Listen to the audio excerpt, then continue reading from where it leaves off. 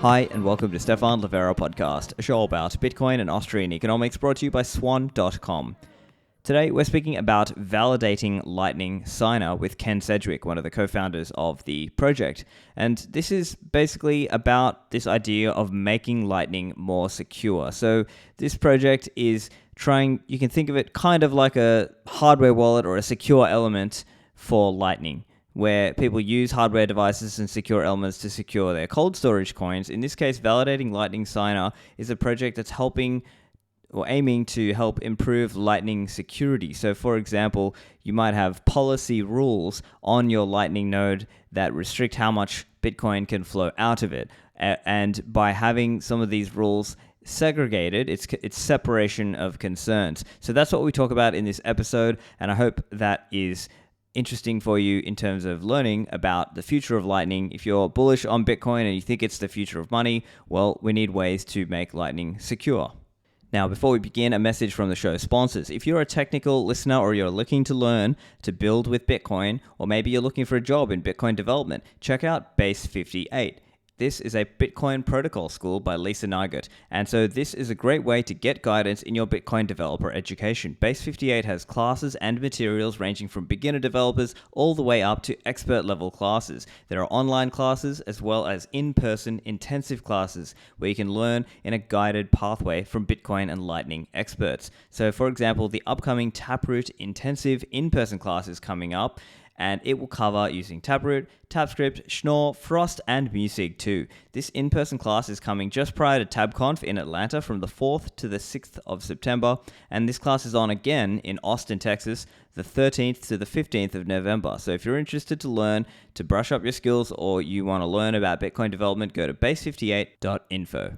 Now, when it comes to securing your coins, you need to think about Bitcoin hardware, and CoinKite.com make the best Bitcoin security hardware. You can get the Cold Card, which is a phenomenal device. It's ultra secure. It has all kinds of features that you can use to secure your coins and get them off the exchange or get them out of custodians. With the Cold Card, you can use it in an air-gapped way, and importantly, you can spin up the new device, i.e. initialize it, and get that 12 or 24 words without even phoning home. It's not calling back to the manufacturer. You can literally plug that Cold Card into the wall socket and power it that way and write down your 12 or 24 words and have your pre and post pin as well as the anti-phishing code words. So the Cold Card is a fantastic device, and you can use it in different configurations, whether that's single signature or with a passphrase, or using it as part of a multi-signature device or setup rather. Now go to coinkite.com and you can get your Cold Cards over there with a discount using code Livera. Ken, welcome to the show. Thanks. It's good to be here. So I understand you're working on validating Lightning Signer, and I think this is an interesting project for Lightning, and really interested to get into this. But first, let's hear a little bit about you. Who are you, and what's your role in all of this? So I'm a software engineer. I was a consultant for many, many years. I did a lot of time working on threading and parallel processing and throughput and stuff like that. All very exciting. But this is even more exciting. Yeah, so, for sure. How I got here was I got into Bitcoin in 2013. It suddenly struck me like, wait, what is this? And can it be real? And then it began to occur to me that it must be kind of real because there's a lot of money at stake and no one's stealing it. So the security is at least as good enough to protect this much money, and then that amount grew rapidly. But it was enough of a proof of concept for me that I got involved, and then I decided, okay, I want to do something, and my goal was to meet people and learn things. And so I wrote a wallet in 2013 for Android. As I was playing around, I really fell in love with Electrum, the classic, yeah, Python, yeah. And I said, we really need an Electrum for Android. Now there was one you could run Electrum in some strange mode, but it really didn't work very well. And there needed to be a native Android app, and so I went off to build that. And let's see. So the first thing that happened was I met Dev Random because he was working on the on the Bitcoin J project, which was the Java library that we were using to build such things. And I was having, usual questions and issues that you have when you don't know what's going on. And he was very helpful. And then at the end of a message, he noted that, hey, we live kind of close together. Let's have, tea sometime. So we met up. I did build a wallet, although over time I decided not to support it for very long. I really didn't want to be the wallet to conquer the world. What I wanted to do was learn stuff and meet people. Right. We then went on and did many other projects. So we did some colored coin stuff in 2015. We did a custody company in 2017. I hope I'm getting the dates right. And then around 2019, we started really looking at Lightning and saying, hey, we're good at custody for Bitcoin, but this Lightning stuff is really much, much more challenging. And it has some really hard problems in it. And we think we have the skills to maybe, give the world a leg up on that, to try to make it so that people can make much more secure implementations. Fantastic. And so then I guess that's where this idea of VLS validating Lightning signer came up. And so what's your role in this? Well, I guess I'm a co-founder. But Devrinum's really the crypto guy, and I'm more of the, make it all work, kind of get it all together, kind of completion guy. So we have complementary styles. We're not the same at all. We're different. But that, together, I think we get a better thing. So, we both review each other's code. So all of us, we know all of the code that's going in, and we both have very, very similar security. We're both very conservative security-wise. We would much rather see the company fail to deliver a product than to deliver one which loses anyone any money, for example. So it's important to be rock solid at what we say we do and be conservative about how we think about that. So since we're together on that and on the same page, it allows us to make good progress on most things. I see. And so is VLS actually a company, or is it a project, or is it both? Is it both? It's an open source project. So there really is no significant corporate thing going on. There is a entity which is a nonprofit, which is to support people doing work on it. But there's no effort to make any money, and nobody's getting rich doing this. We're getting by, but it's not. This is a labor of love.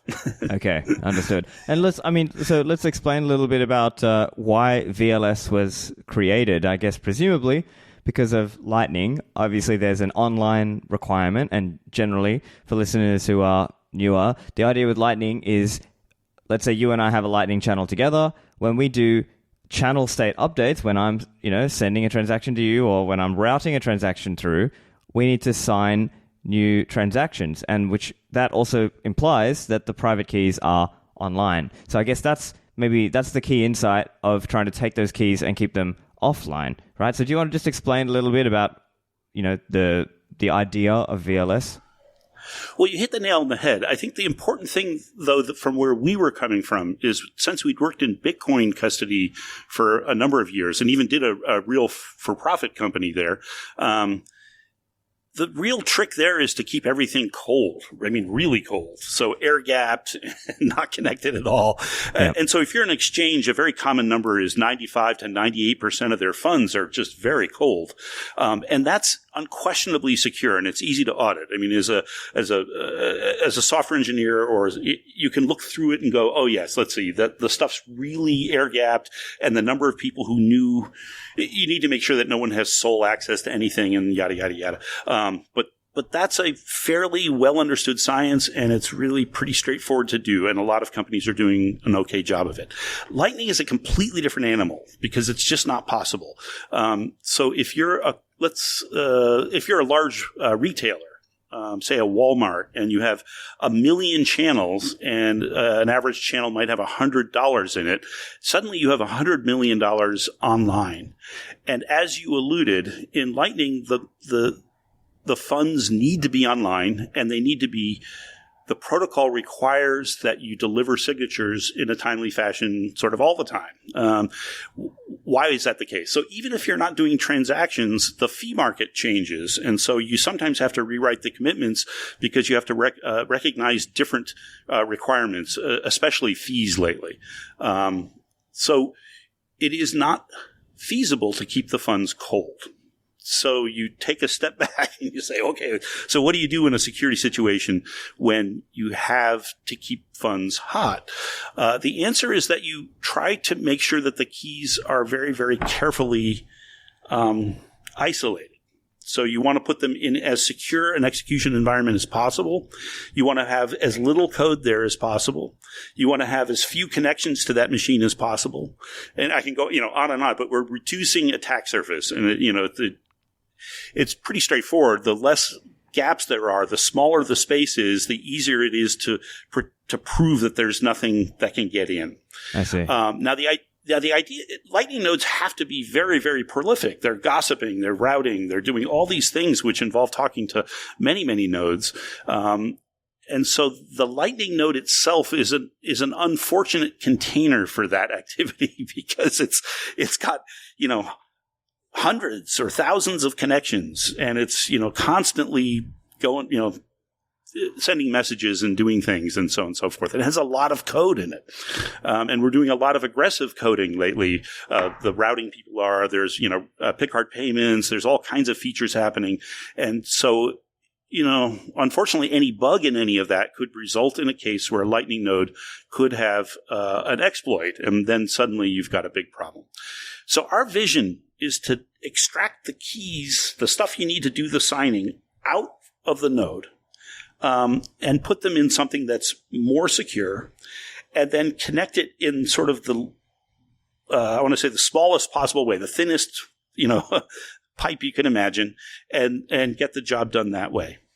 We'll talk a little bit, I imagine, about the various scaling options here. So it's a little hard to just describe it as one thing, because you might use VLS in a consumer device which is connected, one particular way using, home Wi-Fi or something. And you also might have a enterprise setup where you have an HSM, which is connected through a very special kind of network connection. And there are many, many options in there. We're trying to be general, and so we can do all of those things. Yeah, okay. And so I guess I'm thinking, just as you're explaining this to me now, I'm thinking of a couple parallels. I think of in the early days of Bitcoin, a lot of people were downloading the software and they were both a node and a miner. And then only later it sort of became clear that, wait, hold on. You can be just a node who is not a miner. And it's a similar kind of idea to that. And also another related idea, and this is back to on-chain security. If we think about hardware wallets or hardware signing devices, secure elements are kind of like another way of segregating and having operations done inside the secure element and then passing out the information back out of the secure element. So in a similar way, VLS is quasi, it's a bit imprecise, but it's kind of like a secure element for your Lightning node. Yeah, no, that's actually a very good model. 1 second. Yeah, that's a very, very good analogy, because the simplest way to describe it, if you only have 10 words or something, is we're a hardware wallet or we're the software in your hardware wallet for Lightning nodes. Now, even with a hardware wallet for Bitcoin, for layer 1 stuff, you would still keep it cold. You wouldn't keep it connected to the computer all the time. So you can see how it's even harder to do. But still, that's actually not a terrible analogy at all. And in fact, it might look exactly like that. A very, very good model would be you're running a node and you have a serial cable, a USB cable with a serial connection to a small device, which is doing the VLS software. And that's much more secure, because to attack VLS through the serial cable is much harder. I see. Yeah. So then one of the challenges of building VLS, as I understand, is you are, in some sense, building the Lightning state machine into VLS. And it's sort of like duplicating across the node, let's say the online connected node, and then the VLS, which is, so that could be... Sorry, just about to sneeze. But basically, the challenge then could be that you have to make sure everything is perfectly aligned, because if it falls out of sync, then there could be problems there, right? Sure. No, so that's absolutely correct with respect to some stuff. And then we don't have, for example, we don't have to know anything about gossip. We don't have to know anything about routing. We don't have to know anything about pathfinding. Okay, so what do we have to be exactly in sync on? We have to be exactly in sync about commitments. We have to know when, what does it mean for a commitment to, if your last commitment was this one and the proposed one is this one, is this a reasonable step to take? And just to explain for listeners then, with Lightning, there's the concept of when we set up the channel, it's a funding transaction. And then when we close the channel, it's a commitment transaction, as you're saying. So that's where we have to know what the commitments are. And the general operation is that we're passing back and forth these pre-signed commitment transactions. And that's what you're getting at with this commitment idea, right? Yeah, that's exactly right. And so, yes, we absolutely have to get the state machine precisely right. But the good news is the commitment state transitions are very well documented and very well understood, because all of the Lightning nodes need to interoperate with each other already in the same manner. So we are piggybacking in some sense, we're riding on the shoulder of a node which has to do all these things exactly right already. But we're looking at that and saying, yes, that's correct, that's correct, that's correct. What we're doing, though, is bringing an additional set of checks on it. So the concept to introduce here is that our security model is that your Lightning node has been taken over, and now it's evil. And so we're going to protect your funds even if your node is not even working for you anymore. And there's, dozens or hundreds of ways in the Lightning protocol for the node to cheat you and send the funds to the wrong place. And so what we're busy doing is making sure that as commitment states are being modified, as they're changing, that your beneficial value, the amount of money which is coming to you at the end of the day when this channel is finally resolved, is consistent with your policies. Basically, you're not losing money. Now, there are obviously cases where you have this little bit of slippage, like fees are going to slip a little bit, and we're going to velocity limit them, and so on and so forth. No, that's right. And so let's talk a little bit about that, because it's like, I like that idea. It reminds me of a similar concept in hardware wallets, right? The idea is, even if let's say I'm using Spectre or Sparrow or something online, and somehow that device gets corrupted, when it sends the transaction to my cold card, I'm looking, okay, what is the address and what's the amount I'm sending to, and I'm verifying on here. So it's a similar idea that you're building in a, let's say, adversarial sense of, even if my Lightning node got compromised, I'm trying to not lose funds here. And so I'm trying to validate how do we achieve this? There's certain policy rules that you've built in. So maybe now's a good time if you could explain a little bit about how those rules are done in VLS. So we have a document which enumerates them all and lists all of the specifics involved with them. I think I should probably give some examples, though, which are easy to digest, and then people who are really interested we can go in and discuss specific ones. But a very good one is the closing transaction. This is a mutual closing. So we've had a channel, and now it's time to close it. It's all friendly. We're going to both do the same. And so you propose a mutual close transaction to me, and if I agree with it, I sign it. Now, if my node has been compromised, a very simple thing for the bad guy to do is to propose a closing transaction which sends the money not to me, so to an address I don't control, and so the VLS is aware of that. So what it has is an allow list. So that's a list of all of the allowable addresses where you can unquestionably send money. So you would put your layer 1 cold storage in there for sure, so you can always send money from your node to your cold storage. If you have other team nodes, so like if your company operates 5 nodes, you may have the other nodes listed in there, so you can move money between the nodes without worrying. You can use XPubs to do that so that it's efficient. You can set it up and don't have to be editing it all the time. Anyway, when the close transaction comes in, we know what your expected balance was previously, and we look at what we think you're getting out of this closing transaction. And if it falls outside a threshold which you've set, you have a tolerance, then we say we won't sign that because that's not good for you. It doesn't deliver beneficial value to you. So that's an example of a policy that a closing transaction must deliver your value to you. It's very simple. Right. Minus say a small percent for fees, something like that. Fees are always a challenge, and things are getting better with fees by jumps and starts. So just to divert for a second, with the advent of zero fee anchors, we're getting to the point now where we don't have to build in a fee with a lot of guesswork about what the fees are going to be next week or next month. So instead, we can just say, well, we don't put the fee in here, and later you'll bind it. Another thing which the world badly needs is a fee oracle. It needs a way for as a user to get a reasonable fee estimate from a trusted source. So VLS doesn't actually provide that, but it would definitely use that. So right now what we have is some basic heuristics that, we don't do more than X percent or this total amount. Could that be provided by something like mempool.space or something like that? Sure. So there's some discussion that needs to go on there. And we already have actually some things that we already do are using oracles for other reasons. But the oracles that we'll probably talk about are very clinical. They're not judgmental. The problem with fees is it requires some prediction math. You have to, like Bitcoin Core does a reasonable job of estimating fees, and most of the nodes that I work with use those fee estimates, and then, there's a timing tolerance in there. If you need something right away, then you're willing to pay a much higher fee. And sometimes in Lightning, there are deadlines to sweep certain things, especially with respect to justice transactions.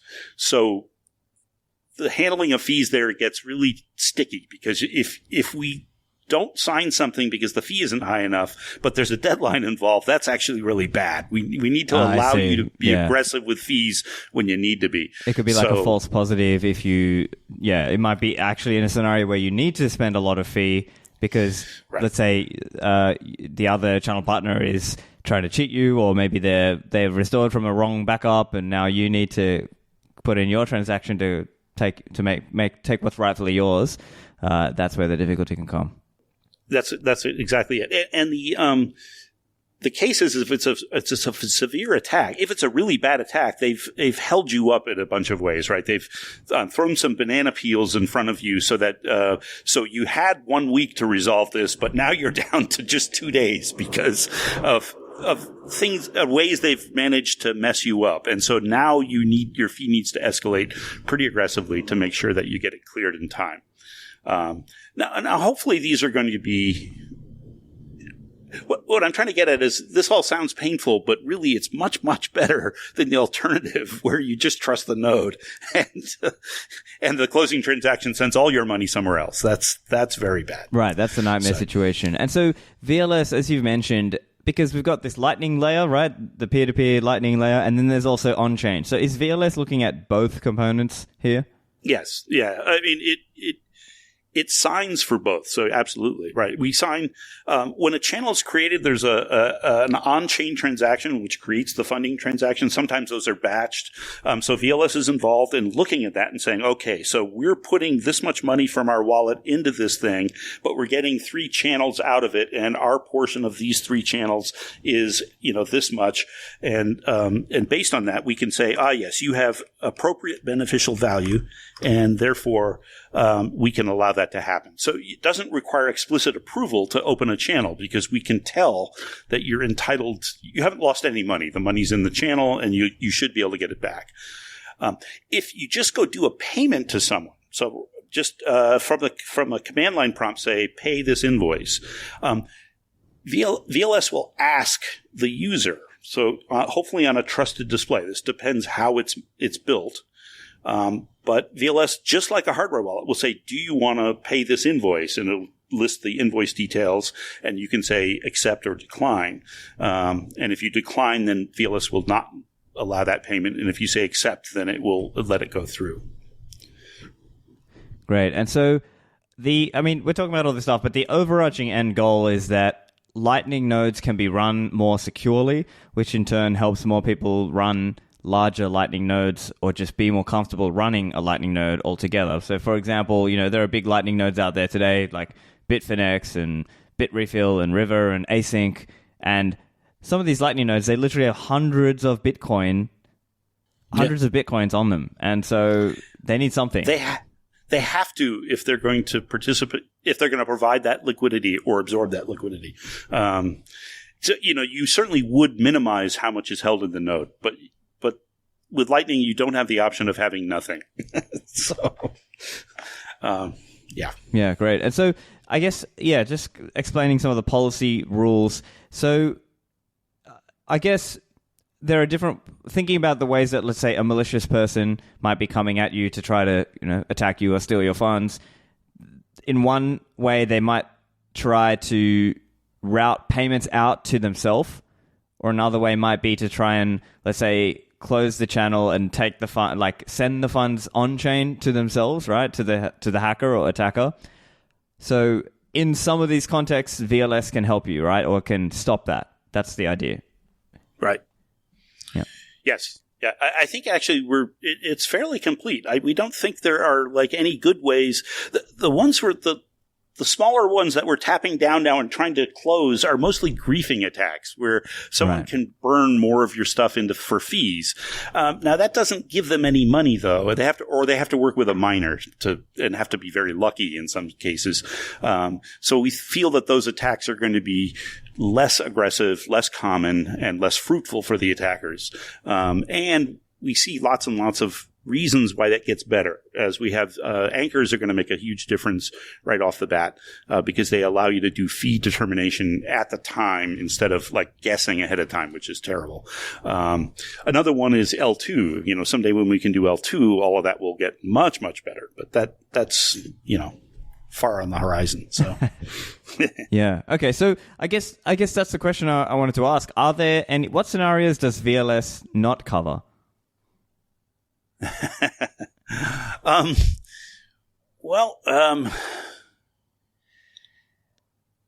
VLS requires that the operator be honest, right? I mean, you have to.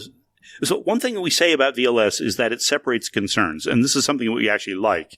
If you're doing VLS the right way, then your ops guys can be maintaining the nodes and can just go to town and they can open channels, close channels, they can do all that kind of stuff. But the finance department can be controlling the wallet and saying, these are my rules, this is, my allowances, these are my velocity limits, and they can observe, and exceptions have to be made by them. So they have to check yes if there's an exception, or if they want to bend a rule, or if they want to open the velocity limit up for a week because there's something going on. There's lots of legitimate reasons to do those things, but the finance department can cover that instead of the ops department. And so I think that's a very nice thing, but you still have to trust the people doing that. Right. So, another one is if we talked about a very large system, then the temptation is to build an API to do the approvals and all that sort of stuff. And there have been some famous hacks where those APIs themselves have been hacked. And so it's tempting to build an API, which is then needs to be protected with another whole system, which is just as complicated. So that part we don't actually really solve. You have to approve correctly and disapprove correctly, and we can make it so. But and I think that's a huge advantage. But gotcha. Because as but in it's this still analogy, not a it's not it wouldn't be it's not a silver bullet, right? Yeah, but as an example, it means you have to make sure your whitelists are set up correctly, because obviously, if the hacker can get his address added to the whitelist, you're in trouble now. Game over. Over. I mean, you'll just be able to send the money to the hacker. The hacker will be that assumes a hack, but a very simple hack nowadays would be that you somehow got RPC access to the Lightning node. So Lightning nodes have RPC access for millions of reasons. Everything is done with RPC access on all the implementations. And it's probably a really good security model to assume that an attack is going to get access to that somehow. And then there's a huge amount of damage they can do through they can send money on chain, they can send money off chain. In fact, the off chain ones are the worst, right? Because they go immediately, and they're effectively it's cloaked immediately. So it goes out through the Lightning network and you have no idea where it went. Back to the show in a moment. The lead sponsor of this show is Swan.com, and Swan is organizing Pacific Bitcoin Festival. So last year, there was Pacific Bitcoin Conference in LA, and this time it's coming again in October 5th and 6th. So make sure you check out the times in your diary, book the flights and hotels. This is going to be an amazing experience. And just recently announced is Vijay Boyapati as a speaker. So Vijay is a legendary author in the space, an economist, and he also has a lot of interesting things to say around the technicals of Bitcoin also. Alongside him will be other speakers such as Max Kaiser and Stacey Herbert, Preston Pish, Greg Foss, Alex Gladstein, Corey Clipston, Lynn Alden, Jimmy Song, and so many more. So get your tickets at pacificbitcoin.com. Use code Livera for a discount there, and think about bringing some family and friends along. This is going to be an amazing experience, and I'm looking forward to seeing you there in LA October 5th and 6th over at pacificbitcoin.com. And finally, mempool.space. This is where I go to target my on-chain fee before I send on-chain transactions. You can see at a glance the ecosystem. You can see the multiple layers of the Bitcoin ecosystem, whether that's the mempool, the blockchain, the second layer network like Lightning Network as an example. You can see a mining information tab. You can see mempool blocks, and you can scroll those blocks, which is really cool. You can even search particular transactions, or you can search an address and then see and visualize the information all there. And keep an eye out for an upcoming feature. It's called the Mempool Accelerator. So this integration is coming soon, so keep an eye out for that over at mempool.space. Yeah, gotcha. And I can imagine so this might be in contexts where somebody is trying to connect their Lightning node to an application. So as an example, Alby, like a web extension to do Lightning payments. And I guess people might be relying on some of the security elements inside the node. So as an example, with LND, they have macaroons, so you can have like read-only or invoicing capabilities. And I think on the core Lightning side, I think it's called runes, but similar sort of idea that you can give permissions for certain things. So I guess VLS is more like it's independent of all that, and it might be like another layer of defense, right? So maybe the user will assign a read-only macaroon or a read-only permission in some way. But somehow, if that were to fail, could VLS catch that? Yes, that's exactly the idea. So macaroons and runes are great, but they are enforced by the node. So in the simple model where the node has been hacked, then they're being enforced by the bad guy. So now there are some... It is tempting to have some other thing. It's not exactly a rune or a macaroon that you could send to VLS, so it's a signed thing which says, I have given, I want to add this to the allow list. There you go. That's an easy to understand example. I want to add this address to the allow list. Now that's very handy, and that's a great admin function, and it's convenient, and it would make a lot of user flows go really well if, then do this, now do this, and then it all happens. But we'd be worried about the security of that, of course, because that's an attack point. The allow list is a very, very clear, obvious one. It's, if they can add their own address, then it's game over. Then it's game over. Okay. And so when it comes to the different implementations, which implementations does VLS support? So today we're highly integrated with Core Lightning. So the Core Lightning that is delivered by them can work with VLS.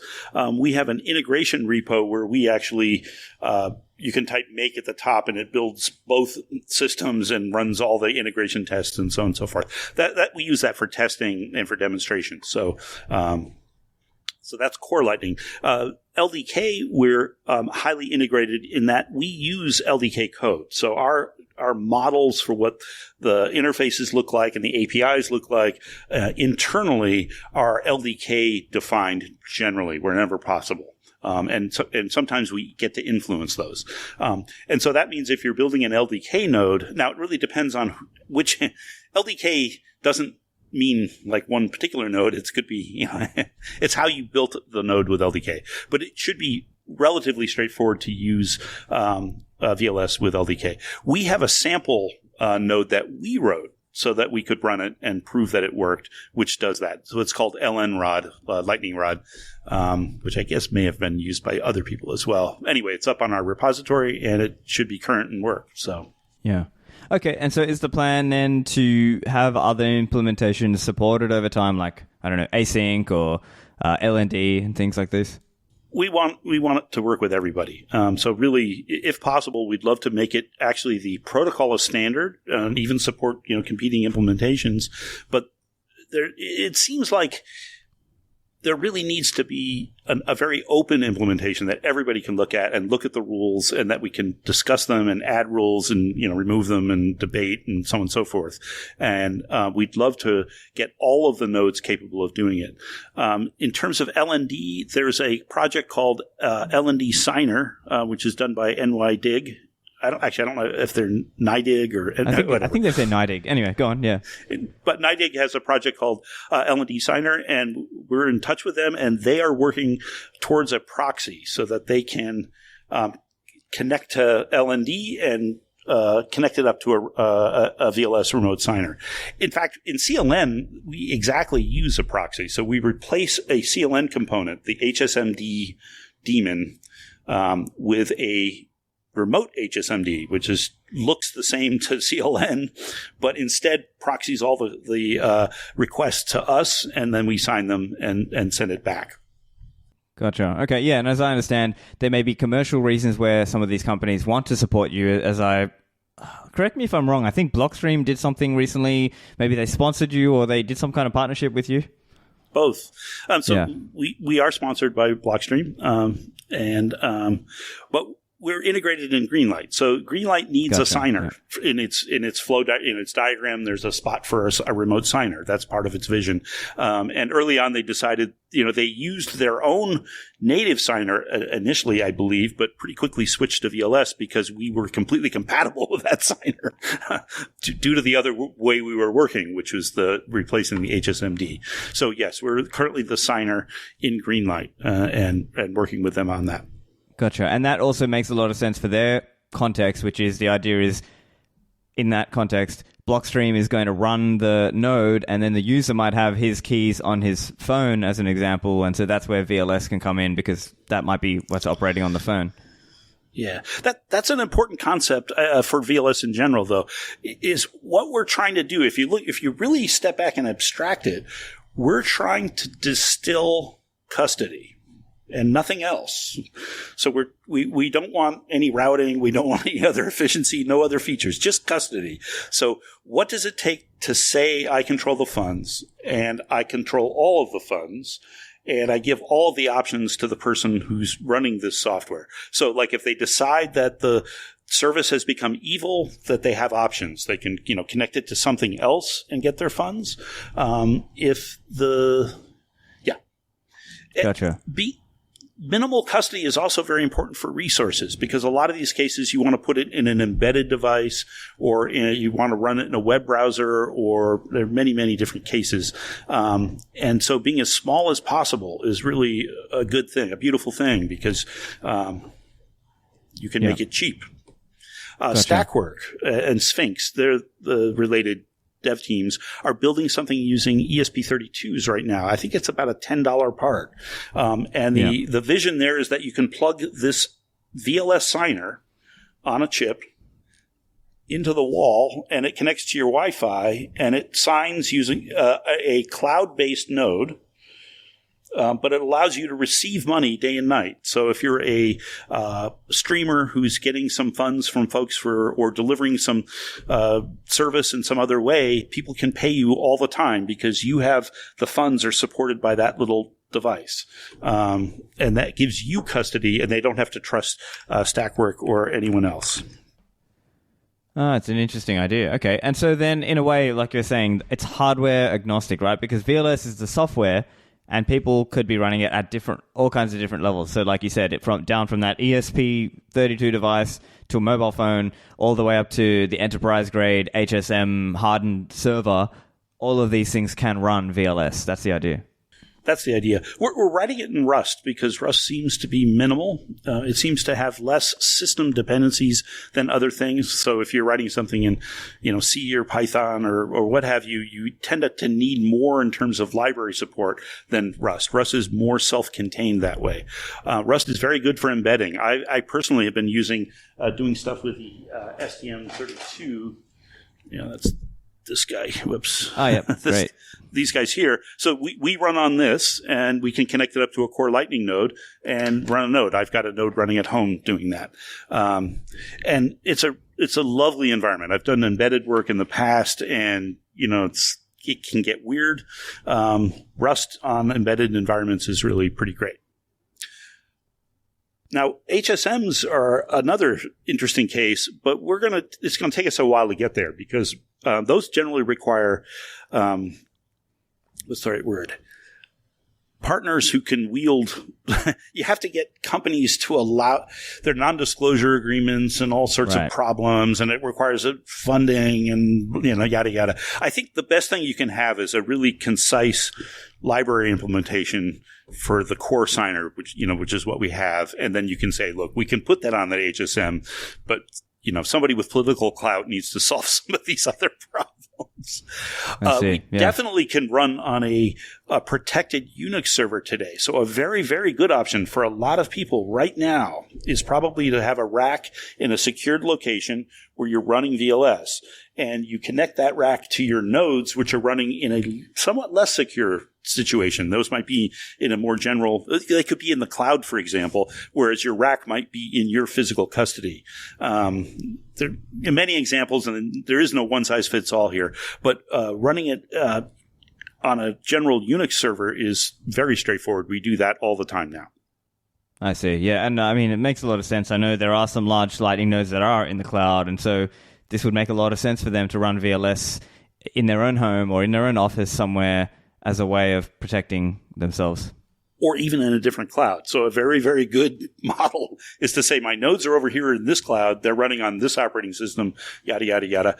And then over here is VLS, and it's running in a different setup, and it's much more restricted. Now the hacker has a problem, right? Because, attacking the node isn't good enough. He can shut it down effectively, right? If you can just maliciously attack the node well enough, you can basically shut it down. But to get the money, he has to attack the VLS one, which is a much, much smaller footprint and different than the node itself. So he doesn't have those attack entry points. He doesn't have gossip. He doesn't have the RPC gateway. He doesn't have all those things. Gotcha. Yeah, and this is all important because presumably we all believe Bitcoin is someday going to be the money of the world, and we want everyone to use it. We want people to be able to securely spend it using Lightning, of course, because you get the instant settlement and cheaper fees depending on the fee rates at the times, and just a lot of functionality. So it actually strikes me as quite an important project if Lightning is going to continue professionalizing and maturing. Now, one other area, the website mentions, as in your website mentions, multi-signature Lightning. So could you just elaborate a little bit on what would that be? What would that look like? It's very exciting. The multi-signature, imagine the same setup we just talked about, except instead of a single signer, now we've got, say, 5 signers, and we need 3 or 4 of them to be, operating and honest. So the bad guy has to take over, N of them in order to, it's the standard multi-sig thing. It is feasible, we believe, to build it so that none of the signers has all the information they need to steal any money.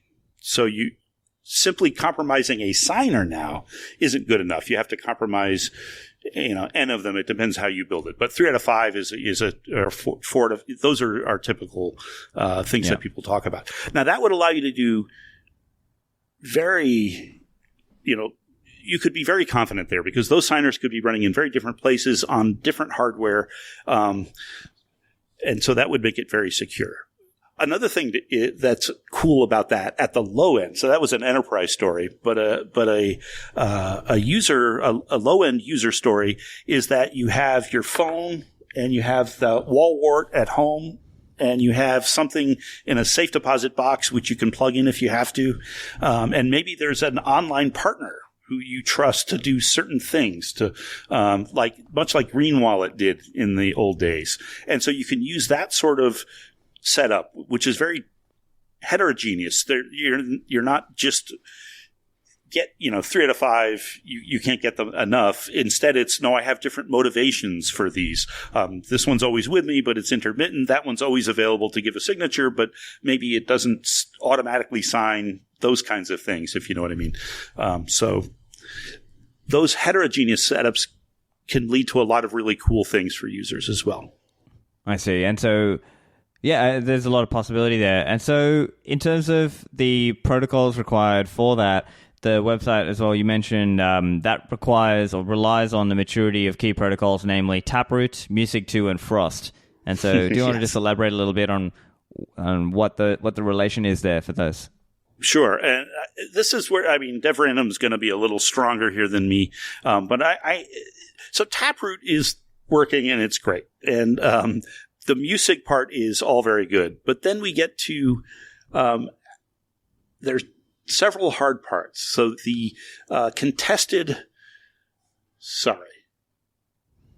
if you have to do a revocation, for example, I'll give you an example of something that's hard. Today, There's a scheme for how to store the revocation keys so that you don't use a lot of memory to do it. So when your channel partner is revealing key secrets to you, there's a trick to storing them so it doesn't use unbounded storage. Otherwise, every single commitment you would have to store a big secret, and then you would run out of memory before long. The problem is those algorithms don't break up the same way for multi-party computation as the signing algorithm. The signing algorithm itself is not the problem. It's how do we do revocation secrets and so on. Now, there are discussions about that. The VLS team has a matrix group called L2 Multisig, and we have people from many different let me see how many people are in here. There are 34 people in here from all different companies. And so everybody's discussing it, batting ideas around, and so on and so forth. There's an idea right now, which I think is maybe going to work. It was discussed today in the Lightning Developers Protocol Group, that we could just use 10 copies of the same trick we do now, and then each of those signers would have some set of those, and then you would XOR them together in a clever way to get, simply XOR them together to get the actual revocation secret. So that would cover groups up to 4 out of 5, for example. So you could do 4 out of 5 that way, and it's not as bad as it sounds. Remember, the revocation stuff is only comes into play when there's a justice thing going on. So it's okay if it's a little bit unwieldy otherwise. Yeah. One other question. So if we're talking about multi-signature or multi-party, are there concerns around latency here? So if, let's say every time Lightning nodes are routing payments, especially for routing nodes, not as much for the end consumer node, but the routing node, he has to take in, and forward payments, forward HTLCs, etc. And I presume at every moment, there's no if free he's running lunch. a Lightning node with VLS, he's got to also now talk to the other VLS and to the multiple ones before being able to sign that channel state update. There's a minimal number of round trips, and everybody's working to reduce it to take a step forward in those state machines. But the cool part is, let's see, 2 things. One is at the consumer level, it doesn't matter a lot. So, if you're going to do a payment or something like that, and you have a very small node and it doesn't have much traffic, then the fact that it took 1 second instead of half a second or a quarter of a second isn't terribly important. Not a big deal. Yeah. Now, for the large retailers or the very large routing nodes who have hundreds or thousands of channels, it's a really big deal. But here's the cool part. We're working really hard inside VLS to make sure that the channel state is separate. It's isolated. So those could be proceeding in parallel is the idea. So there are obviously join points. For routing, we have to make sure that the incoming is guaranteed before we send the outgoing. But that's only linking 2 things, like a different payment can be getting routed some other way in parallel, and that should be okay. So we're working hard to keep the channel state separate so that we can get the throughput that we need, even though we're doing that kind of those extra round trips. I guess, yeah. So I guess the short answer is parallelization. is parallelization.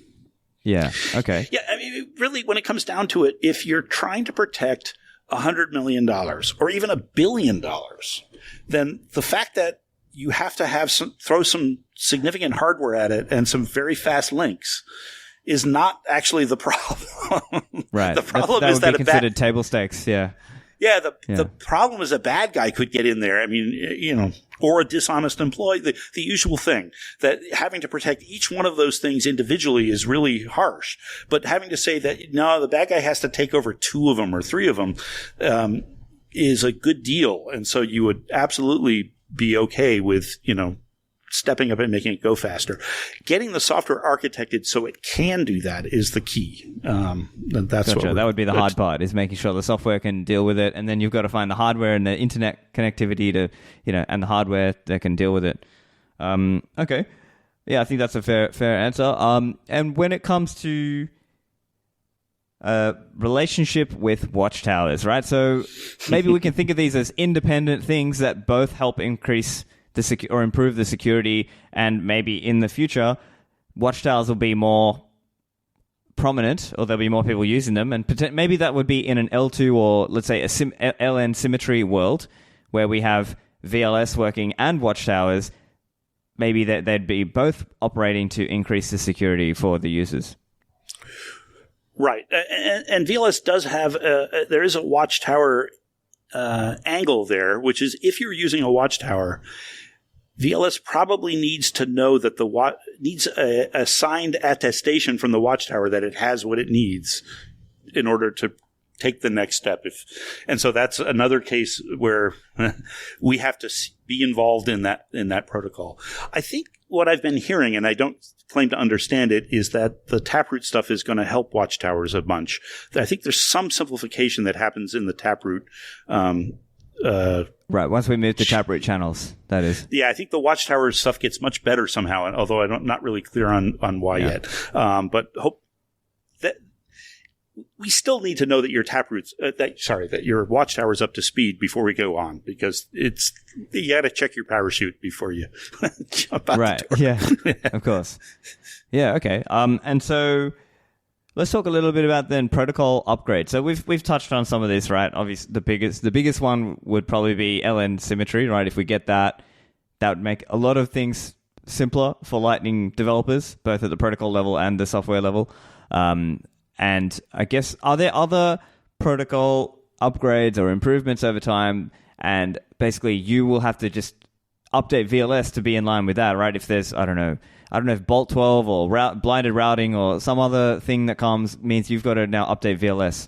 Yeah, so Bolt 12, we've already done a bunch of work. Bolt 12 is actually multi-layered. So at the very base level, Bolt 12 invoice needs to be approved just like a Bolt 11 invoice.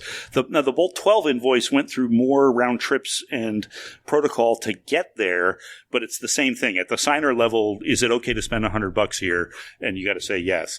There's additional things, though, higher up in Bolt 12, which are interesting, though. Like, for example, if you're watching a movie, you might want to say, would approve paying up to $10 over 48 hours to this this node. And so that's an example of a Bolt 12 recurring payment, which Bolt 11 has no idea of. And the signer would be a good place to make that allowance. And so we don't currently have, but want to support higher level Bolt 12 concepts so that a user can approve a higher level payment. It won't do for the user to have to approve every nickel as you're paying Netflix to watch a movie. So, of course, yeah. And I can imagine, you might have like payments where it's like $10 every month, or maybe it's $10 a day, but then that can also be restricted by the flow or velocity requirement, where maybe you have a global rule of no more than $50 a day or whatever. You've exactly got it. It gets tricky, and it's infinitely customizable. So I'm not worried there. I think we can build sensible things for different use cases so that, home users can easily set up payments for movies and other things like that, or can set up monthly payments, because that's going to be a lot of their payment stuff. And they may want to give allowance. I mean, there's just, well, anyway, I don't want to. Other features which are coming up, and in the sort of on the near side, splicing is now getting, well, it's being released in Core Lightning today. I think the Core Lightning is in release candidate 2 of 23.08. And so they will be releasing 08 soon, and that will have experimental splicing support. So VLS will have to do some work to make that work.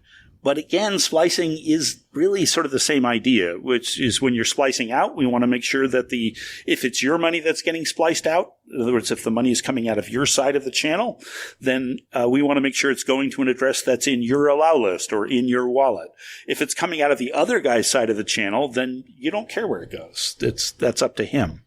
Gotcha. So anyway, yeah, I mean, we have some. It's interesting to see. So I guess it's just like this project sort of has to keep in line with everything else that's happening in Lightning, because it's the same thing. You're replicating the Lightning state machine.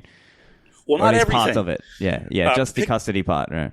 Pickard payments, which are also coming out in Core Lightning this week, we don't have much to do with. I mean, we have to approve the payment, but that approval is exactly the same as any other payment. So there's a lot of technology and math involved in the model for how that works, and it's exciting. But VLS doesn't have to change at all for that. So yes, though, we do need to keep up to date with how the commitments are, the valid state transitions for the commitments, and make sure we understand what they all mean. You know? PTLCs is another one. So that will, all of those things. Yeah, fantastic. Okay, so if anyone's listening now and they want to get involved or support you guys, what are you looking for in terms of users or help? Well, all kinds of things. So if you're a developer, then we'd love to have you come check out our list of issues and see if there's any that you could work on. So we're open to accepting merge requests. We're on GitLab, so it's merge requests instead of pull requests. Same thing. Yep. We also need people with all sorts of other skills, though. So recently, the team added Jack Rinaldi, who maybe you talked to, who's doing product management stuff for us, and it's fantastic because he's able to get us connected to places that need us, but there's a lot of communication that has to happen in describing what does it mean and how is this good and what will it do for you and what do you have to do for it. And so getting people involved who understand those parts is also important, because we engage at a lot of different levels of a lot of different business models. It's not a one size fits all at all. So we need folks who understand those sorts of business relationships.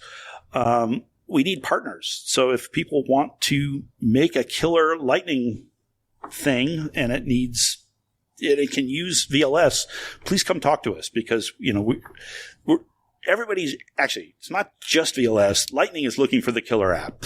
And so when that killer app happens, we would like to make sure that VLS can offer security to that killer app.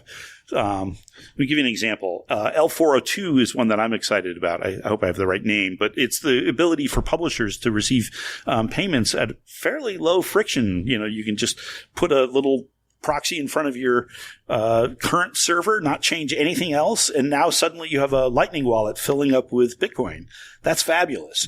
It'd be great, though, if it had VLS so that your Bitcoin wasn't stolen. That would be a bad, experience. So if you're working on something like that, come talk to us, because maybe there's an API that we need to add or something we need to be aware of, which can help you.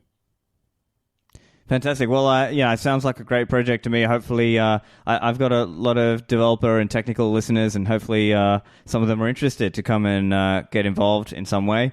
So let's finish up here. So, Ken, where can people find you and find the project online? So the simplest thing is vls.tech. So vls.tech is a website which has basic information but has pointers to everything else. We are on GitLab if you prefer to go there, but the link to GitLab is on vls.tech. We have a bunch of matrix groups is what we're currently using. I'm a little channel fatigued nowadays with all the different ways to send messages. If you'd like to just come in and ask questions, that's a great, please come in and just and type in your question, and we'll be glad to answer it. And then we do the normal number of conferences and things like that. So if you see us at one of the conferences, we're friendly. Come talk to us. We want to work with you. Great. Well, that's great. And yes, I'll put all the links in the show notes. And Ken, thank you for joining me today. It's been a great chat. And I hope to speak again soon. Thank you, Stephan. It's been a lot of fun. If you're enjoying the show, please do press like and share it around so that other people can see it also. And get the show notes at stephanlivera.com/502. Thanks, and I'll see you in the Citadels.